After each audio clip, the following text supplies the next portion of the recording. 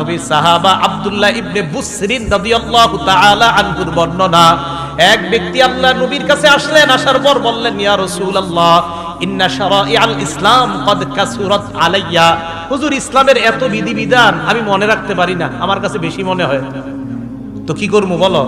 আখবিরনি বিআমাল, হুজুর এমন একটা আমল বলেন আতাশাব্বাসু বিহি, যেটা আমি নিয়মিত করতে পারি আর যেটা আমার জান্নাতে নিবে। হুজুর এমন একটা আমল শিখাই দেন সহজে করতে পারি, এত আমল হুজুর আমি মনে রাখতে পারি না, আমার এমন একটা আমল শিখান যেটা আমি নিয়মিত সহজে করতে পারি আর জান্নাতে যাইতে পারি।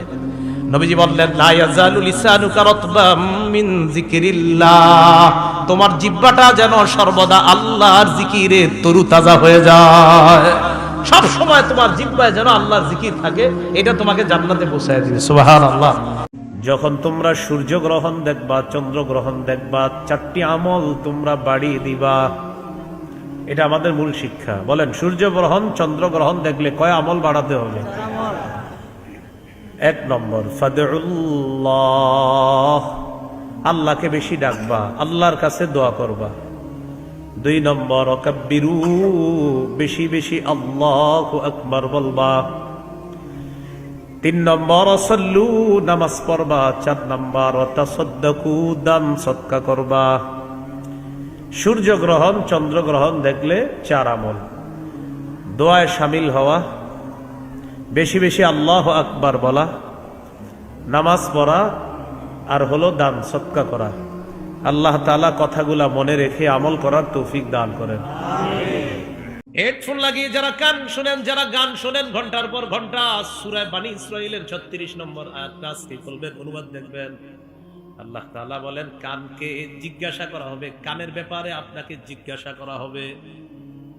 ওয়াল বাসার, চোখের ব্যাপারে আপনাকে জিজ্ঞাসা করা হবে। ওয়াল ফুআদা, অন্তরের ব্যাপারে। কুল্লু উলাইকা কানা আনহু মাসউলা, প্রত্যেকের ব্যাপারে জিজ্ঞাসা করা হবে। এবার সবাই একটু হাতের চামড়াটার দিকে তাকান, আমিও তাকাই, তাকান। সূরা হামিম আস-সাজদা 20-21 নম্বর আয়াতে আল্লাহ বলেন, সবাই চামড়ার দিকে তাকান আর আল্লাহর আয়াতটা শুনেন।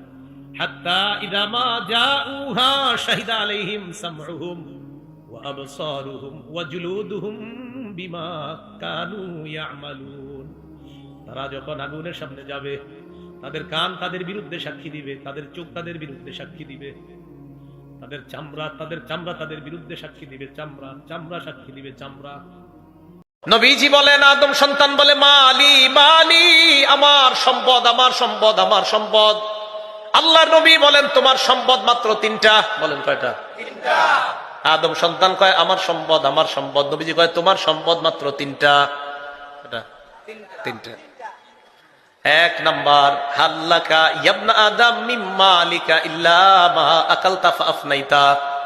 1 নাম্বার, তুমি যা খাইলা, খাওয়ার পর যা পিছনের রাস্তা দিয়ে বের করলা, এটাই তোমার 1 নাম্বার সম্পদ। যা খাইছেন এটাই 1 নাম্বার। 2 নাম্বার, আউলাবিস্তা ফাআবলাইতা, যা পরিধান করলা, করার পর পুরাতন হয়ে গেছে, এটা আর পরো না, এটা তোমার সম্পদ। 3 নাম্বার, আও তাসাদ্দাকতা ফাআমজাইতা, সদকা করার পর তোমার সম্পদ যদি শেষ হয়ে যায়, এটাই তোমার সম্পদ। এই 3 সম্পদ ছাড়া তোমার সম্পদ নাই। মনে থাকবে নি? আবু হুরায়রাকে বললেন, ইযা ওয়াইতা ইলা ফিরাশিকা, যখন তুমি তোমার বিছানায় যাও, ফাকরা আয়াতুল কুরসি, তুমি আয়াতুল কুরসি তেলাওয়াত করবা। আয়াতুল কুরসি যখন পড়বা, ফা ইন্নাকা লাইয়াজাল আলাইকা মিনাল্লাহি হাফিজ, আল্লাহর পক্ষ থেকে একজন পাহারাদার তোমার সাথে নিযুক্ত করা হবে। সকাল পর্যন্ত ওই পাহারাদার তোমাকে পাহারাদারি করবে। ওয়ালা ইয়াকরাবান্নাকা শাইতান, রাতের বেলা আয়াতুল কুরসি পড়ে যখন তুমি ঘুমাইবা, শয়তান তোমার কাছে আসতে পারবে না।